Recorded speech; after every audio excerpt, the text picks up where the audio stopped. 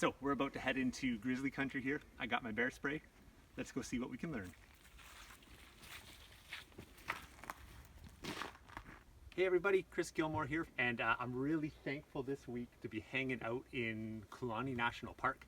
It's also the traditional territory of the Kalani people, or the Kalani First Nations, and I know they have many other names as well. So in one of my last videos, I did a piece on what do I carry every single day, just to be a little bit more prepared if emergency comes up or an unexpected situation, if a disaster struck. In this video, we've been hiking up to the Alpine all week and getting high up in the mountains. We're in grizzly country right now, and we've been hiking in places far away from any other people. We literally drove 70 kilometers yesterday away from the nearest town and then went way up into the mountains, and we were the only people up there. So I thought I'd chat about what do I bring into the mountains with me when I'm heading back into the backcountry. So I got my pack here, my day pack that I carry with me, and I think about categories when I think about preparing, no matter what the situation. So whether it's a home emergency kit, my everyday carry, or my grab and go bag, or the bag I'm bringing into the wilderness. So shelter, water, fire, food, tools, communication, health and hygiene, security, transportation. Those are some of the main topics that I think about when it comes to preparedness. So let's start with shelter. First off, nice pair of wool pants, good boots, and in my bag, I always assume if I'm going into the woods, or really when I leave my house, I assume there's a possibility I might not be coming home that night, because who knows what the world's gonna throw at you. So what I wanna do is in my pack here, if I got stuck in the mountains overnight because we got hurt, because we got lost, because some unforeseen situation came up, I want to make sure that I've got everything I need to spend the night in the mountains.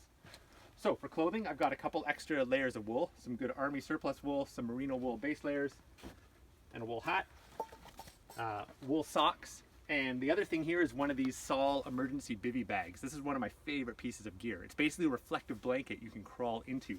With these alone and a fire going, I could easily spend a couple nights out in the mountains here. So that's what I got for shelter. Water, I've got a 2-liter Nalgene water bottle right there, a really important one. I also brought a little mug, so I could literally put snow or ice in this, get a fire going, and boil water in my mug or my water bottle there. And just to be extra redundant, I've got one of these Berkey water filters from Conscious Water, a good friend of ours. So this actually has a bacteria virus filter built into it, so I could literally dip this into a creek, drink out of it. So that's what I got for water. Fire, I've got a lighter in my pocket, which I always have. Some little fire starters in here. There's plenty you could light a fire without there, but if you're in an emergency, it's nice to know you can get one. I've got a ferro rod, which is basically a striker that throws sparks. So that's what I got for fire. So shelter, water, fire. For food, a big brick of coconut oil, some really high fat. So imagine needing to spend a night out and it gets really, really cold. Having some fat there to keep me going. And then I've also got a couple emergency food bars right there. So that covers me for food. Let's see, communications next. So I brought this little Baofeng radio with me. This radio is awesome because one, it'll pick up on the weather band. So if it looks like there's a crazy storm or something coming in, I can tune into the local weather band and get the weather with it. And what's amazing, in the Yukon highway map, they actually list what the local amateur radio band stations are on the back of it. So I could tune into for both weather or to send out emergency communications with this radio.